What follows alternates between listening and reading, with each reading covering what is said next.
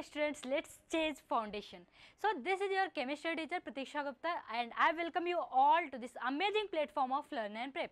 बच्चे आज हम डिस्कस करने वाले हैं एसिड बेस एंड सॉल्ट। तो एसिड बेस और सॉल्ट क्या होता है, क्या क्या कॉन्सेप्ट्स, क्या क्या थ्योरी आई उनको लेके, इससे पहले हम जानेंगे कि हम बेसिकली कैसा जानते हैं एसिड बेस और सॉल्ट को।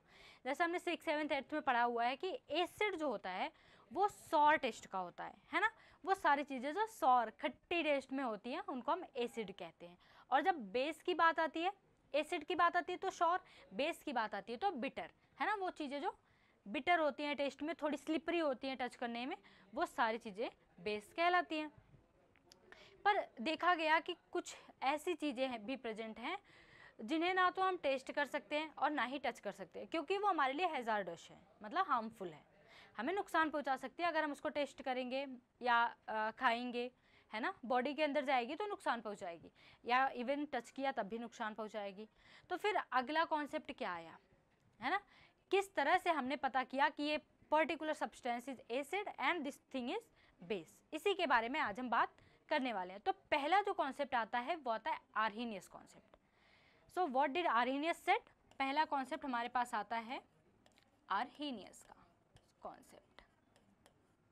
आर्हीनियस ने कहा, according to Arrhenius, and he said about acid, everything, every compound और स्पीसीज जो कि H+ जिसको हम प्रोटॉन भी कहते हैं, डोनेट करता है, इसे हम एसिड कहते हैं, है ना। Species which donates H+ is called acid. So according to Arrhenius पहला कॉन्सेप्ट जो हमारा एसिड का रहा वो कुछ ऐसा था, कंपाउंड्स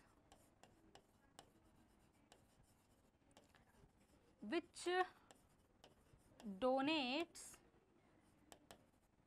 H+, है ना, H+ या इसको हम प्रोटॉन भी कहते हैं, आर कॉल्ड, क्या कहते हैं भाई, आप बताओ, एसिड, है ना, आर कॉल्ड एसिड। ठीक है, ऐसे कौन कौन से कंपाउंड है और इनको देख के हम कैसे पता कर सकते हैं कि वो सारे कंपाउंड जो कि एसिड डोनेट करते हैं वो जो है H+ डोनेट करते हैं वो एसिड कहलाते हैं, है ना। तो compounds like HF, HCl, HBr, H2SO4, है ना, ये सारे जो हैं ये H+ डोनेट करते हैं। पर इन्होंने एक कंडीशन भी रखी इसके साथ साथ, कंपाउंड से H+ तो डोनेट कर रहे हैं पर एक कंडीशन भी है, और वो कंडीशन क्या है? सेकेंड थिंग, ये तो फर्स्ट पॉइंट रहा इनके कॉन्सेप्ट का, एंड सेकेंड पॉइंट वाज कि acid should donate H+ in aqueous medium, है ना। जो सेकेंड पॉइंट रहा कि वो H+ डोनेट तो कर रहे हैं पर कहाँ पे करेंगे भाई? एक्वस मीडियम में। एक्वस मीडियम बोले तो भाई वाटर वाला मीडियम, मतलब वाटर में किसी कंपाउंड को अपन ने डिसॉल्व करा और वो टूट जाए, टूट के हमें H+ दे देता है ना। जैसे हम देखते हैं भाई, हम देखते हैं अबाउट अपना HCl लेके चलते हैं, हाइड्रोक्लोरिक एसिड इसका नाम है। तो जब हम HCl को लेके चलते हैं तो HCl आगे क्या होता है? टूटता है एक्वस सॉल्यूशन के अंदर, एक्वस सॉल्यूशन के अंदर ये टूटता है, कन्वर्ट हो जाता है H+ में और प्लस Cl- में। कैसे? H+ और Cl-, तो यहाँ पे हमें H+ मिल जाता है। इसी तरह कोई और कंपाउंड लेके चलते हैं भाई, इनमें से कोई भी बता दो आप। H2SO4 लेके चलें, H2SO4, H2SO4 को जब आप एक्वस मीडियम में डालते हो, एक्वस मीडियम का मेरा मतलब है, जब भी हर बार मैं एक्वस मीडियम बोल रही हूँ that means I am telling about water, है ना। तो अगर हम H2SO4 को एक्वस में या वाटर में डालते हैं तो ये कन्वर्ट हो जाएगा, दो तो H+ देगा, प्लस दे देगा भाई SO4 2-। हमने कहा ठीक है, ओके, H+ हमें मिल रहा है। अच्छा, एक और कॉन्सेप्ट है छोटा सा, एकदम छोटा सा, कि जो H+ है ना, अगर कोई भी कॉन्सेप्ट से कोई भी कंपाउंड से हमें H+ मिल रहा है तो दैट इज़ नॉट स्टेबल, और अगर ये वाटर के अंदर है तो यही H+ बेटा क्या करता है? वाटर के साथ मिलता है, क्योंकि हमने एक्वस सॉल्यूशन बनाया है तो वाटर में ऑब्वियसली बनेगा, वाटर के साथ मिलता है और hydronium ion that is H3O positive के फॉर्म में स्टेबल बन जाता है। So this is concept of acid according to Arrhenius. तो बेस क्या होता है? बेस क्या होता है भाई? तो आ जाओ, चलो बेस देखते हैं। फिर आर्हीनियस ने आगे बेस का कॉन्सेप्ट दिया। बेस के लिए इन्होंने क्या कहा? जहाँ पे कंपाउंड्स H+ दिया करते थे, अभी जहाँ पे एसिड्स H+ दिया करते थे, बेस क्या देंगे OH-, that is hydroxide ion, है ना। So compounds which donates OH-, है ना, इसको हम कहते हैं hydroxide ion. OH- are called basic, है ना, आर कॉल्ड बेस। पर एक दूसरा पॉइंट भी हमेशा एसोसिएटेड रहेगा जब भी आप आरएनएस की बात करोगे, और ये दूसरा पॉइंट है अगेन अबाउट एक्वस सॉल्यूशन। तो यहाँ पे भी जो बेसिस हैं वो एक्वस सॉल्यूशन लेके चलते हैं, एक्वस सॉल्यूशन होना चाहिए। बेसिस के केस में भी भाई एक्वस सॉल्यूशन होना मस्ट है। तो मतलब हमने अभी तक सीखा क्या कि एसिड वो होते हैं जो H+ देते हैं एक्वस सॉल्यूशन में, बेस वो होते हैं जो OH- देते हैं एक्वस सॉल्यूशन में। कुछ एग्जांपल्स की बात करते हैं। एग्जांपल्स की आप बात करेंगे तो जैसे NaOH हुआ, सोडियम हाइड्रोक्साइड। अगर आप NaOH को एक्वस सॉल्यूशन में डालोगे, मतलब वाटर के अंदर डालोगे, तो it will get converted into Na plus OH-, है ना, सोडियम आयन और हाइड्रोक्साइड आयन में कन्वर्ट हो जाएगा।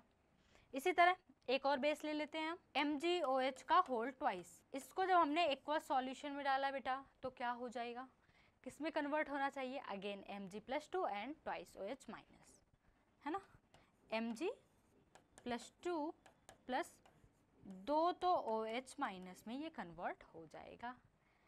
एक आध और एग्जांपल ले लेते हैं, इसको आप खुद से कर लीजिएगा। यहाँ पे क्या बनेगा, आप सोचो यहाँ पे क्या बनना चाहिए, मैं बता देती हूँ Al+3 प्लस थ्राइस OH-, है ना, क्योंकि 3 OH है। तो इस तरह से एसिड और बेस को आर्हेनियस ने जो है क्लासिफाई करा। तो ओवरऑल इनके पास दो ही कॉन्सेप्ट था, एसिड या बेस, दोनों के केस में, एसिड के केस में H+ मिलेगा, बेस के केस में OH- मिलेगा, और दोनों में ही एक्वस सॉल्यूशन होना चाहिए। पर बेटा यही जो इनके दो पॉइंट रहे हैं ना, लिमिटेशन बोले तो ड्रॉबैक, है ना। लिमिटेशन मतलब अगर आप किसी को रूल से बांध रहे हो तो वही रूल एक टाइम पे उसकी जो है प्रोग्रेस में जो है एक बाधा, एक लिमिट बन जाएगी। तो इसी तरह से सेम रूल इनके प्रोग्रेस में लिमिट बन के, जैसे कि अगर आप बात करते हो कि सारे एसिड H+ डोनर होते हैं, but what about those acids जिनके पास H+ है ही नहीं, but they behave like acid, जिनके पास H+ नहीं है लेकिन वो एज ए एसिड बिहेव करते हैं। सो उनको हम कहेंगे, क्योंकि उनके पास प्रोटॉन नहीं है, तो नॉन प्रोटिक एसिड के बारे में ये नहीं बता पाया, नॉन प्रोटिक एसिड के बारे में नहीं बता पाया। दूसरी चीज, ऐसे बेसिस के बारे में नहीं बता पाया जिनके पास OH- नहीं प्रेजेंट है, अभी हम बात करेंगे उसके बारे में। नॉन हाइड्रोक्साइड बेसिस के बारे में ये नहीं बता पाया। ये तो एसिड बेस का जनरल रूल हुआ। और एक जो स्पेशल सेकंड रूल हमने पढ़ा कि एक्वस सॉल्यूशन होना चाहिए। व्हाट इफ कोई एसिड और बेस एक्वस सॉल्यूशन में डिसॉल्व ही नहीं हो, वाटर में डिसॉल्व ही नहीं हो, है ना। कुछ चीजें, बहुत सारी चीजें होती हैं जो कि वाटर में घुलती ही नहीं है, जैसे सैंड हो गया, चॉक पाउडर हो गया, ये क्या वाटर में घुलती है, नहीं घुलती हैं। मान लो अगर कोई ऐसा एसिड और बेस प्रेजेंट है जो कि वाटर में घुल ही नहीं रहा है, तो आप कैसे डिसाइड करोगे कि ये एसिड है या बेस है। Acids and bases which doesn't dissolve in water, इनके बारे में भी कोई भी क्लियर इंफॉर्मेशन ये नहीं दे सकता है, डजंट डिसॉल्व इन वाटर। तो ये रही कमियां आर्हेनियस कॉन्सेप्ट की। सो इसके बाद एक नया जो है कॉन्सेप्ट आता है, that is Brønsted-lorry concept. Brønsted-lorry concept Arrhenius, I hope आपको समझ में आ गया होगा कहाँ पे ये जो है हमारे लिए अच्छा था और कहाँ पे जाके ये कॉन्सेप्ट हमारे लिए नहीं अच्छा साबित हो पाता, लिमिट्स हो जाती हैं, ये सारी चीज़ें आपको क्लियर। ब्रॉन्स्टेड-लॉरी कॉन्सेप्ट, चलो भाई कहते हैं ब्रॉन्स्टेड-लॉरी कॉन्सेप्ट की। तो यहाँ पे जो बातें हैं वो ओवरऑल प्रोटॉन के बेस्ड पे होती हैं। Now we are not gonna talk about hydroxide. यहाँ पे जो सारी बातें हैं वो प्रोटॉन के बेस पे होती हैं। तो किस तरह से प्रोटॉन के बेस पे बातें हो रही हैं वो समझो। सो अगर हम बात करें भाई एसिड की अगेन दैट एक्वस वाला मैटर कांस्टेंट रहेगा यहाँ पे भी, पर यहाँ पे कुछ चीजें इन्होंने सही करी है कि those compounds which give H+ ion in aqueous medium. आप कहोगे मैम ये तो एकदम एज इट इज है, जैसे पहले था ब्रॉन्स्टेड का आर्हेनियस का, वैसा ही इनका भी है ब्रॉन्स्टेड-लॉरी का। हमने कहा ठीक है, बेस भी देखते हैं अभी। Those compounds which give H+ ion in aqueous solution are called acid. Okay, जैसे H+ देता है HCl को अगर आप एक्वस सॉल्यूशन में डालोगे तो देगा H plus plus Cl minus. ये सारी चीज़ें तो हमने साथ पीछे देख ली।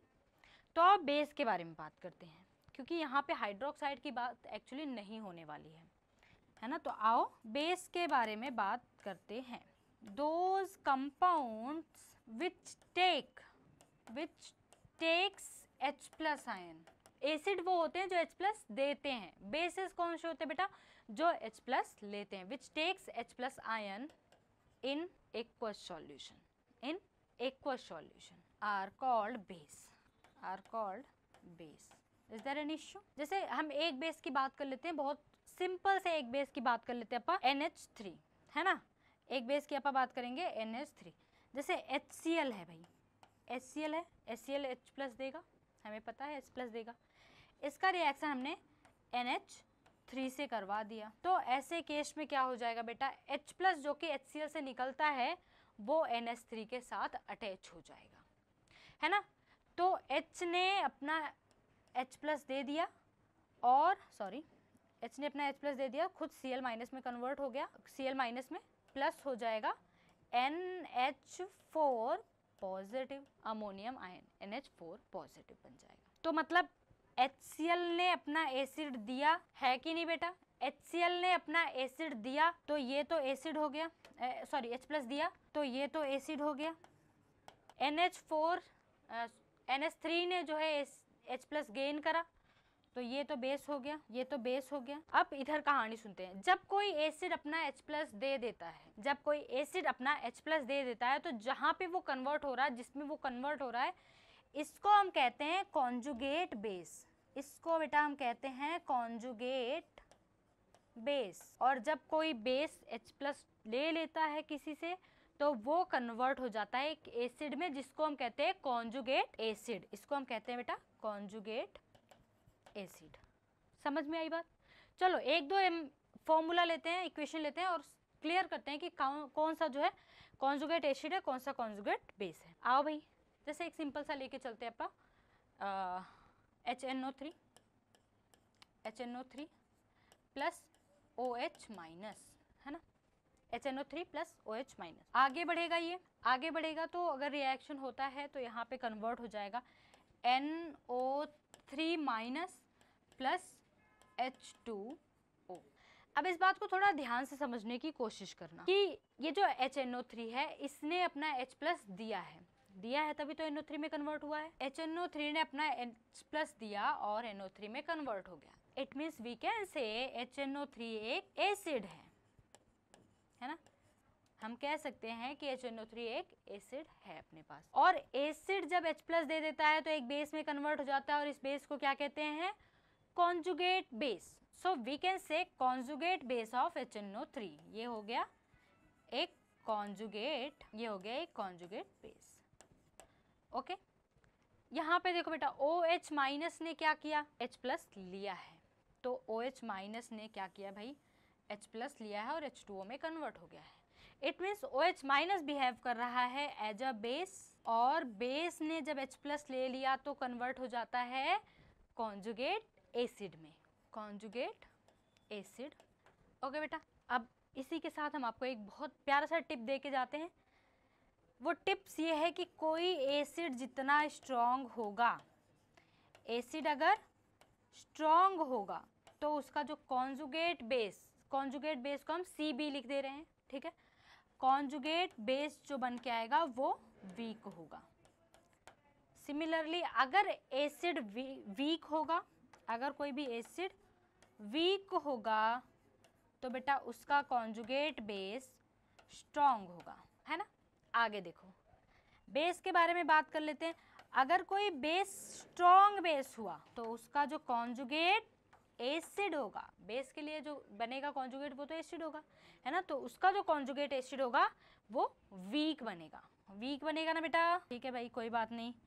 अगर हमारे पास वीक जो बेस है वो वीक है ना, कोई वीक बेस प्रेजेंट है तो उससे बनने वाला कॉन्जुगेट एसिड स्ट्रॉन्ग बनेगा, conjugate acid will be strong.